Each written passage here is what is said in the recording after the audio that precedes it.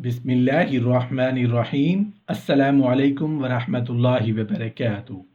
اولاد کی پرورش کے آداب۔ اولاد کو خدا کا انعام سمجھیے، ان کی پرورش پر خوشی منائیے، ایک دوسرے کو مبارکباد دیجیے، خیر و برکت کی دعاؤں کے ساتھ استقبال کیجیے اور خدا کا شکر ادا کیجیے کہ اس نے آپ کو اپنے ایک بندے کی پرورش کی توفیق بخشی اور یہ موقع فراہم فرمایا کہ آپ اپنے پیچھے اپنے دین و دنیا کا جانشین چھوڑ جائیں۔ اولاد نہ ہو تو خدا سے صالح اولاد کے لیے دعا کیجیے، جس طرح خدا کے برگزیدہ پیغمبر حضرت زکریا علیہ السلام نے صالح اولاد کے لیے دعا فرمائی: میرے رب، تو اپنے پاس سے مجھے پاک باز اولاد عطا فرما، بے شک تو دعاؤں کا سننے والا ہے۔ اولاد کی پیدائش پر کبھی تنگ دل نہ ہوا کریں۔ معاشی تنگی یا صحت کی خرابی یا دیر سے اولاد کی پیدائش پر کڑنے یا اس کو اپنے حق میں ایک مصیبت سمجھنے سے سختی کے ساتھ پرہیز کیجیے۔ اولاد کو کبھی ضائع نہ کیجیے، پیدا ہونے سے پہلے یا پیدا ہونے کے بعد۔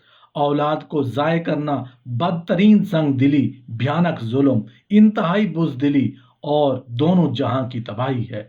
اللہ تعالیٰ سورہ الانعام میں فرماتے ہیں: وہ لوگ انتہائی گھاٹے میں ہیں جنہوں نے اپنی اولاد کو ناسمجھی میں اپنی حماقت سے موت کے گھاٹ اتار دیا، اور خدا نے انسانی کو کوتاہی نظری کا دل نشیں جواب دیتے ہوئے صاف صاف ممانعت فرمائی کہ اپنی اولاد کو قتل نہ کرو اور اپنی اولاد کو فقر و فاقے کے خوف سے قتل نہ کرو، ہم ان کو بھی رزق دیں گے اور ہم ہی تمہیں بھی رزق دے رہے ہیں۔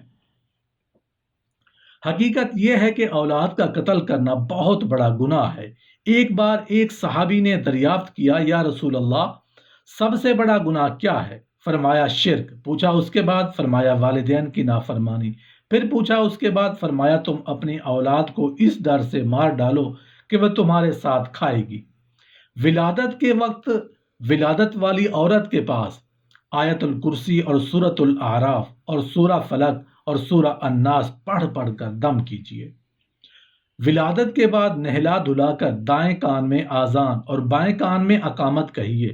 جب حضرت حسین رضی اللہ عنہ کی ولادت ہوئی تو نبی کریم صلی اللہ علیہ وآلہ وسلم نے ان کے کان میں آذان و اقامت فرمائی، اور نبی کریم صلی اللہ علیہ وآلہ وسلم نے بھی یہ بھی فرمایا کہ جس کے یہاں بچے کی ولادت ہو اور وہ اس بچے کے دائیں کان میں آذان اور بائیں کان میں اقامت کہے تو بچہ ام الصبیان کی تکلیف سے محفوظ رہے گا۔ پیدا ہوتے ہی بچے کے کان میں خدا اور رسول کا نام پہنچانے میں بڑی حکمت ہے۔ انسان کے کان میں سب سے پہلے اللہ تعالیٰ کی عظمت و کبریائی کی آواز پہنچے، اور جس شہادت کو وہ شعوری طور پر ادا کرنے کے بعد داخل اسلام ہوگا، اس کی تلقین پیدائش کے دن ہی سے کی جائے، جس طرح مرنے کے وقت اس کو کلمہ توحید کی تلقین کی جاتی ہے۔ آذان و اقامت کا دوسرا فائدہ یہ بھی ہے کہ شیطان جو گھات میں بیٹھا ہوتا ہے اور چاہتا ہے کہ پیدا ہوتے ہی انسان کو آزمائش میں مبتلا کرے، آذان سنتے ہی بھاگ جاتا ہے اور شیطان کی دعوت سے پہلے بچے کو اسلام اور عبادت الہی کی دعوت دے دی جاتی ہے۔ اذان و اقامت کے بعد کسی نیک مرد یا عورت سے کھجور چبوا کر بچے کے تالو میں لگوائیے اور بچے کے لیے خیر و برکت کی دعا کرائیے۔ حضرت اسماء رضی اللہ عنہ فرماتی ہیں کہ عبداللہ ابن زبیر رضی اللہ عنہ جب پیدا ہوئے تو میں نے ان کو نبی کریم صلی اللہ علیہ وآلہ وسلم کی گود میں دیا۔ آپ صلی اللہ علیہ وآلہ وسلم نے خرما منگوایا اور چبا کر لعاب مبارک عبداللہ بن زبیر رضی اللہ عنہ کے منہ میں لگا دیا اور خرما ان کے تالو میں ملایا اور خیر و برکت کی دعا فرمائی۔ حضرت عائشہ رضی اللہ عنہ کا بیان ہے کہ نبی کریم صلی اللہ علیہ وآلہ وسلم کے یہاں بچے لائے جاتے تھے، آپ صلی اللہ علیہ وآلہ وسلم تحنیک فرماتے اور ان کے حق میں خیر و برکت کی دعا فرمایا کرتے تھے۔ حضرت امام احمد بن حنبل رحمۃ اللہ علیہ کے یہاں بچے کی ولادت ہوئی تو آپ صلی اللہ علیہ وآلہ وسلم نے ان کی تحنیک کے لیے مکے کی کھجور منگوائی جو آپ صلی اللہ علیہ وآلہ وسلم کے گھر میں موجود تھی، اور ایک نیک بی بی ام علی رضی اللہ عنہ سے تحنیک کے لیے درخواست کی۔ بچے کے لیے اچھا سا نام تجویز کیجیے جو یا تو پیغمبروں کے نام ہو یا خدا کے نام سے پہلے عبد لگا کر ترتیب دیا گیا ہو، جیسے عبداللہ، عبد الرحمن وغیرہ۔ نبی کریم صلی اللہ علیہ وآلہ وسلم کا ارشاد ہے، قیامت کے روز تمہیں اپنے اپنے ناموں سے پکارا جائے گا، اس لیے بہتر نام رکھا کرو۔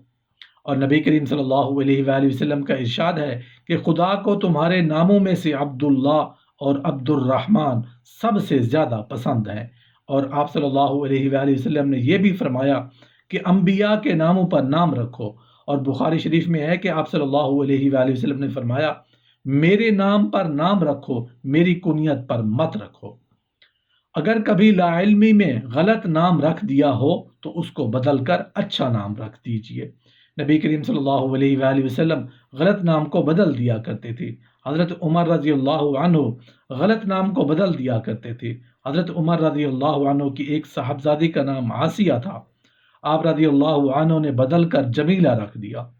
حضرت زینب ابو سلمہ رضی اللہ عنہ کی بیٹی ہیں، ان کا نام برہ تھا۔ برہ کے معنی ہے پاک باز۔ نبی کریم صلی اللہ علیہ وآلہ وسلم نے یہ سنا تو فرمایا، خود ہی اپنا پاک بازی کا دم بھرتی ہو۔ لوگوں نے کہا، پھر کیا نام رکھیں؟ آپ صلی اللہ علیہ وآلہ وسلم نے فرمایا، زینب رکھو۔ 7ویں دن عقیقہ کیجئے، لڑکے کی طرف سے 2 بکرے اور لڑکی کی طرف سے 1 بکرا کیجئے، لیکن لڑکے کی طرف سے 2 بکرے کرنا ضروری نہیں، 1 بکرا بھی کر سکتے ہیں، اور بچے کے بال منڈوا کر اس کے برابر سونا چاندی خیرات کیجئے۔ ایک حدیث ہے جس کا مفہوم اس طرح ہے کہ نبی کریم صلی اللہ علیہ وآلہ وسلم کا ارشاد ہے، 7ویں روز بچے کا نام تجویز کیا جائے اور اس کے بال وغیرہ اتروا کر اس کی طرف سے عقیقہ کیا جائے۔ 7ویں دن ختنہ بھی کرا دیجئے، لیکن کسی وجہ سے نہ کرائیں تو 7 سال کی عمر کے اندر اندر ضرور کرا دیں۔ ختنہ اسلامی شعار ہے۔ جب بچہ بولنے لگے تو سب سے پہلے اس کو لا الہ الا اللہ سکھائیے۔ جب تمہاری اولاد بولنے لگے تو اس کو لا الہ الا اللہ سکھا دو، پھر مت پرواہ کرو کہ کب مرے، اور جب دودھ کے دانت گر جائیں تو نماز کا حکم دو۔ بچے کو اپنا دودھ بھی پلائیے۔ ماں پر بچے کا یہ حق ہے کہ قرآن نے اولاد کو ماں کا یہی احسان یاد دلایا کہ ماں کے ساتھ غیر معمولی حسن سلوک کی تاکید کی، کہ ماں کا فرض یہ ہے کہ وہ بچے کو اپنے دودھ کے ایک ایک قطرے کے ساتھ توحید کا درس، رسول اللہ صلی اللہ علیہ وآلہ وسلم کا عشق اور دین کی محبت بھی پلائے، اور اس محبت کو اس کے قلب اور روح میں بسانے کی کوشش کرے۔ پرورش کی ذمہ داری ماما پر ڈال کر اپنا بوجھ ہلکا نہ کیجیے، بلکہ اس خوشگوار دینی فریضے کو خود انجام دے کر روحانی سکون اور سرور محسوس کیجیے۔ بچوں کو ڈرانے سے پرہیز کیجیے۔ ابتدائی عمر کا یہ ڈر ساری عمر ذہن و دماغ میں چھایا رہتا ہے، اور ایسے بچے بالعموم زندگی میں کوئی بڑا کارنامہ انجام دینے کے لائق نہیں رہتے۔ اولاد کو بات بات پر ڈانٹنے، جھڑکنے اور برا بھلا کہنے سے سختی سے کے ساتھ پرہیز کیجیے، اور ان کی کوتاہیوں پر بیزار ہونے سے اور نفرت کا اظہار کرنے کی بجائے حکمت سوز کے ساتھ ان کی تربیت کرنے کی محبت آمیز کوشش کیجیے، اور اپنے طرز عمل سے بچوں کے ذہن میں خوف بہرحال غالب رکھیے کہ ان کی کوئی خلاف شرع بات آپ ہرگز برداشت نہیں کریں گے۔ اولاد کے ساتھ ہمیشہ شفقت، محبت اور نرمی کا برتاؤ کیجیے، اور حسب ضرورت اور حیثیت ان کی ضروریات پوری کر کے ان کو خوش رکھیے، اور اطاعت و فرما برداری کے جذبات ابھاریے۔ ایک بار حضرت معاویہ رضی اللہ عنہ نے احنف بن ابن قیس رضی اللہ عنہ سے پوچھا، کہیے اولاد کے سلسلے میں کیا سلوک ہونا چاہیے؟ احنف ابن قیس نے فرمایا، امیر المومنین، اولاد ہمارے قلوب کا ثمرہ ہے، کمر کی ٹیک ہے، اور ہماری حیثیت ان کے لیے زمین کی طرح ہے جو نہایت نرم اور بے ضرر ہے، اور ہمارا وجود ان کے لیے سایہ فگن آسمان کی طرح ہے، اور ہم انہی کے ذریعے بڑے بڑے کام انجام دینے کی ہمت کرتے ہیں۔ پس اگر وہ آپ سے کچھ مطالبہ کریں تو ان کو خوب دیجیے، اور اگر کبھی گرفتہ دل ہوں تو ان کے دلوں کا غم دور کیجیے۔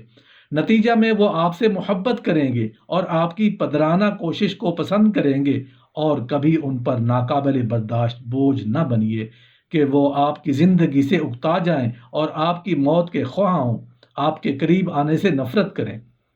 چھوٹے بچوں کے سر پر شفقت سے ہاتھ پھیریے، بچوں کو گود میں لیجئے، پیار کیجئے، ان کے ساتھ خوش طبعی کا سلوک کیجئے، ہر وقت تند خو اور سخت گیر حاکم نہ بنیے۔ اس طرز عمل سے بچوں کے دل میں والدین کے لیے والہانہ جذبہ محبت پیدا نہیں ہوتا، ان کے اندر خود اعتمادی بھی پیدا نہیں ہوتی اور ان کی فطری نشو و نما بھی خوشگوار اثر نہیں پڑتا۔ ایک مرتبہ اقرع ابن حابس رضی اللہ عنہ نبی کریم صلی اللہ علیہ وآلہ وسلم کے پاس آئے۔ حضور اس وقت حضرت حسن رضی اللہ عنہ کو پیار کر رہے تھے۔ اقرع کو دیکھ کر تعجب ہوا اور بولے، یا رسول اللہ صلی اللہ علیہ وآلہ وسلم، آپ بھی بچوں کو پیار کرتے ہیں؟ میرے تو 10 بچے ہیں لیکن میں نے تو کبھی کسی ایک کو بھی پیار نہیں کیا۔ نبی کریم صلی اللہ علیہ وآلہ وسلم نے اقرع کی طرف نظر اٹھائی اور فرمایا، اگر خدا نے تمہارے دل سے رحمت و شفقت کو نکال دیا ہے تو میں کیا کر سکتا ہوں؟ اولاد کو پاکیزہ تعلیم و تربیت آراستہ کرنے کے لیے اپنی ساری کوششیں وقف کر دیجیے اور اس راہ میں بڑی سے بڑی قربانی سے بھی دریغ نہ کیجیے۔ یہ آپ کی دینی ذمہ داری ہے اور اولاد کے ساتھ عظیم احسان بھی، اور اپنی ذات کے ساتھ سب سے بڑی بھلائی بھی۔ قرآن میں ہے، مومنو بچاؤ اپنے آپ کو اور اپنے گھر والوں کو جہنم کی آگ سے، اور جہنم کی آگ سے بچنے کا واحد راستہ یہ ہے کہ آدمی دین کے ضروری علم سے بہرہ مند ہو اور اس کی زندگی خدا اور رسول صلی اللہ علیہ وآلہ وسلم کی اطاعت و فرما برداری میں گزر رہی ہو۔ ایک حدیث ہے جس کا مفہوم اس طرح ہے کہ نبی کریم صلی اللہ علیہ وآلہ وسلم نے ارشاد فرمایا، باپ اپنی اولاد کو جو کچھ دے سکتا ہے اس میں سب سے بہتر عطیہ اولاد کی اچھی تعلیم و تربیت ہے۔ اور آپ صلی اللہ علیہ وآلہ وسلم نے یہ بھی فرمایا کہ جب انسان مر جاتا ہے تو اس کا عمل ختم ہو جاتا ہے، مگر 3 قسم کے اعمال ایسے ہیں کہ ان کا اجر و ثواب مرنے کے بعد بھی ملتا رہتا ہے۔ ایک یہ کہ وہ صدقہ جاریہ کر جائے، دوسرے یہ کہ وہ ایسا علم چھوڑ جائے جس سے لوگ فائدہ اٹھائیں، تیسرے صالح اولاد جو باپ کے لیے دعا کرتی رہے۔ دراصل صالح اولاد ہی آپ کے بعد آپ کی تہذیبی روایات، دینی تعلیمات اور پیغام توحید کو زندہ رکھنے کا ذریعہ ہے، اور مومن نیک اولاد کی آرزویں اس لیے کرتا ہے تاکہ وہ اس کے بعد اس کے پیغام کو زندہ رکھ سکے۔